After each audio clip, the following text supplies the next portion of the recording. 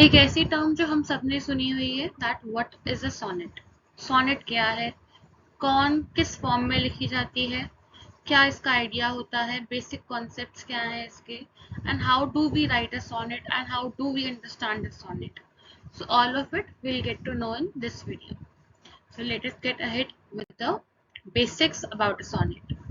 तो पहली बात, it is composed of 14 lines.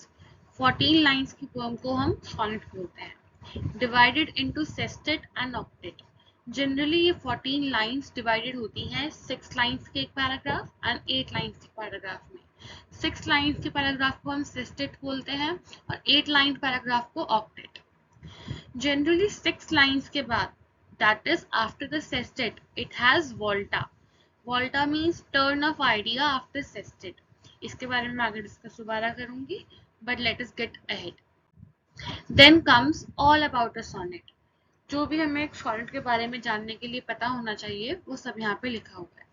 So it usually consists of 14 lines. अभी हमने पढ़ा 14 lines की ये हमारी poem होती है जो sestet और octet में divided है. Have iambic pentameter. Now this is a term जो आपको थोड़ी सी डिफिकल्ट लग सकती है. iambic pentameter का मतलब है इसमें 5 syllables होते हैं. syllables का मतलब होता है stressed और unstressed words.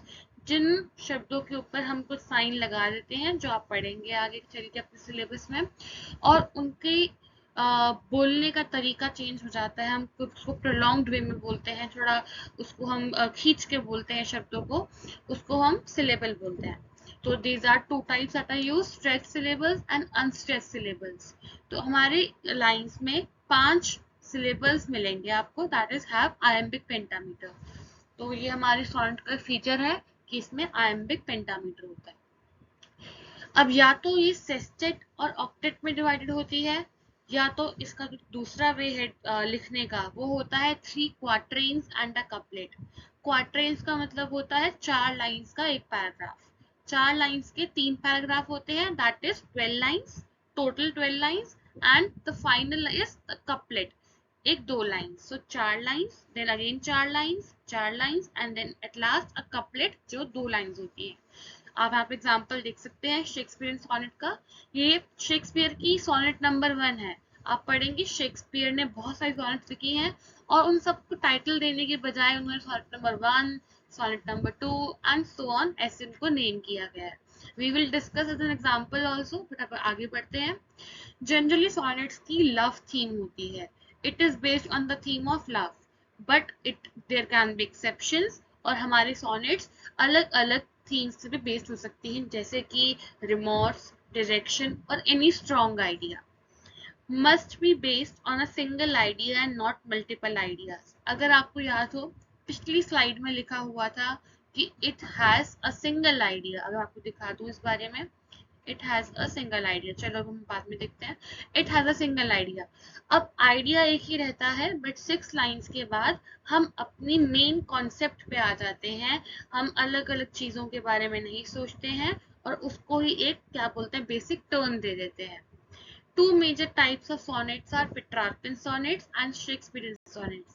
अब शेक्सपियर के sonnets बहुत ही ज्यादा फेमस हैं और हम सबको उसके बारे में पता है, बट जो other type that is also famous, it is the Petrarchan sonnets. Can have used many poetic devices. कोई भी सोनेट में बहुत सारे पोएटिक डिवाइसेस का यूज किया जा सकता है.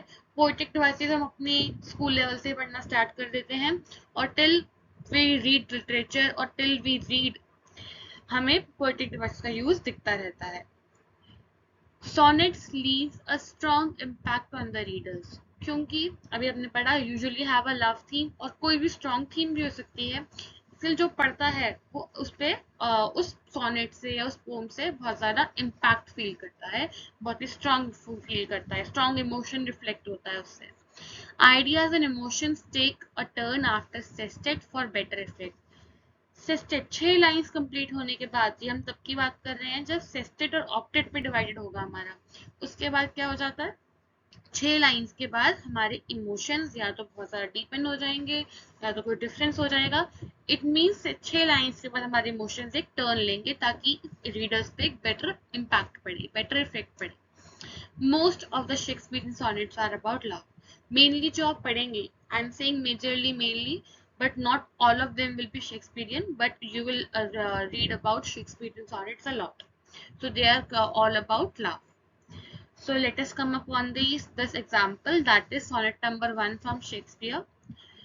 ये जो हमारी सोनेट है ये डिवाइडेड है 3 क्वार्टरेन्स में और एक कपलेट में, as you can see here. ये है हमारी स्टार्टिंग की 4 लाइंस, ये हमारा फर्स्ट क्वार्टरेन है, then this is the second quatrain, then the third quatrain, and finally we have a couplet of 2 lines.